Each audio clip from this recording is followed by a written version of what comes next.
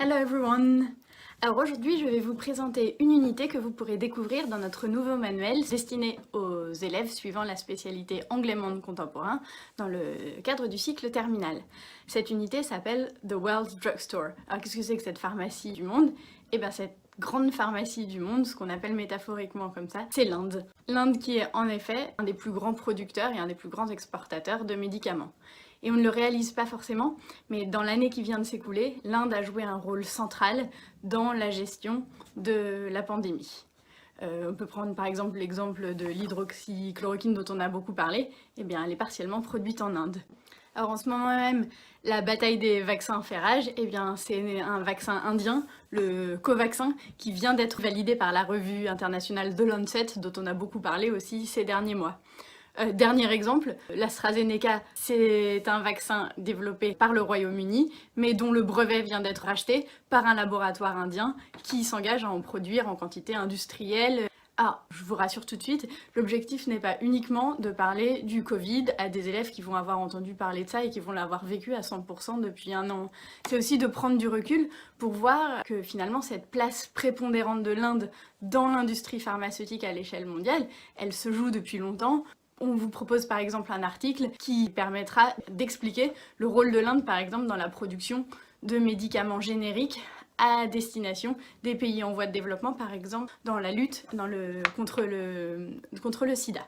Donc on verra au travers de cette unité comment à travers ce qui semble être une problématique locale, à savoir la gestion des médicaments en Inde, finalement ce sont des enjeux globaux qui se détachent, et c'est pourquoi on se propose de développer cette unité en relation avec la thématique relation au monde, et particulièrement l'axe 2 du programme, rivalité et interdépendance.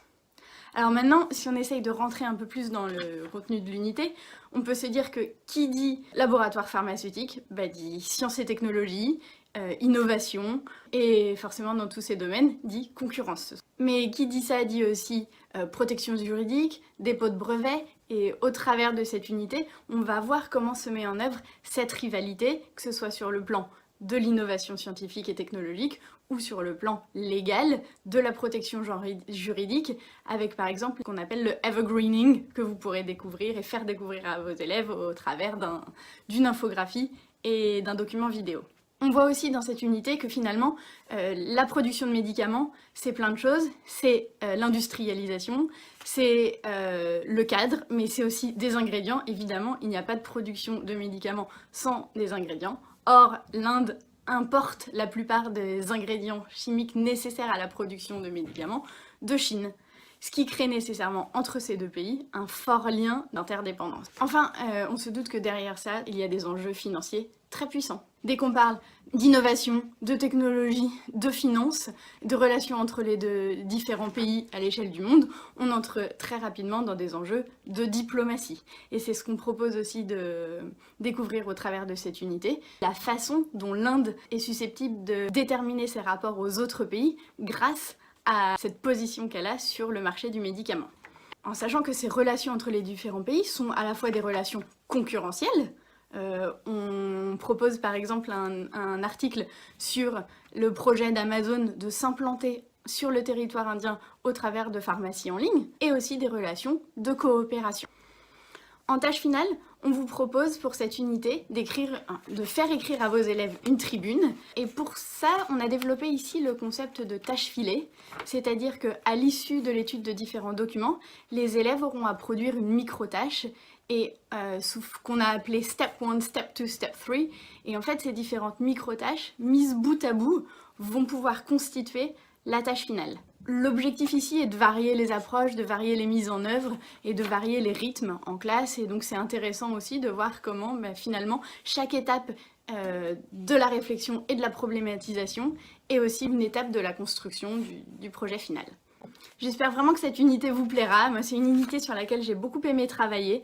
Je trouve que c'est intéressant de travailler sur l'Inde et de donner à voir aux élèves une autre image de l'Inde. Je trouve que présenter aux élèves un même pays en voyant différentes facettes peut éventuellement donner lieu à un travail à des unités qui se répondent entre ce qu'on va proposer aux élèves dans le cadre du tronc commun et ce qu'on va proposer en spécialité. En travaillant sur ce thème, je me suis imaginée me projeter avec les élèves en classe et essayer de réfléchir avec eux à quelque chose qu'ils vivent en ce moment, mais en le voyant sous un autre angle et en donnant un peu de profondeur aux connaissances qu'ils ont emmagasinées un peu sur cette année. C'est sûr que les élèves, ils ont entendu parler des vaccins, ils ont entendu parler des médicaments, mais comprendre comment derrière ça se cachent des enjeux financiers très puissants, comment se met en place ce qu'on pourrait appeler le soft power de l'Inde, c'est quelque chose qui va être intéressant. Vraiment, moi, ce qui m'intéresse aussi dans cette unité, et j'espère que vous ressentirez la même chose que moi, c'est la possibilité d'interdisciplinarité, toutes les passerelles qui vont pouvoir se mettre en place avec d'autres spécialités. En chimie, on peut travailler sur le médicament. En SVT, on peut travailler sur les vaccins. On a entendu parler de plein de façons de faire des vaccins. Je trouve que ça peut être intéressant d'imaginer un travail de médiation dans lequel des élèves qui suivent la spécialité SVT pourront partager leurs connaissances sur ce domaine avec des élèves dans le cadre de la spécialité monde contemporain. Voilà. Donc, ce qui fait, à mon sens, l'intérêt de cette thématique, c'est partir d'un territoire, l'Inde, d'une problématique, le médicament, et voir comment on peut l'analyser de manière à en faire un véritable enjeu d'anglais, mais dans le monde contemporain. J'espère vraiment que cette courte présentation vous aura donné envie de découvrir les 27 autres unités qu'on propose dans le manuel Shine Bright, anglais monde contemporain. Merci pour votre écoute et puis bon travail!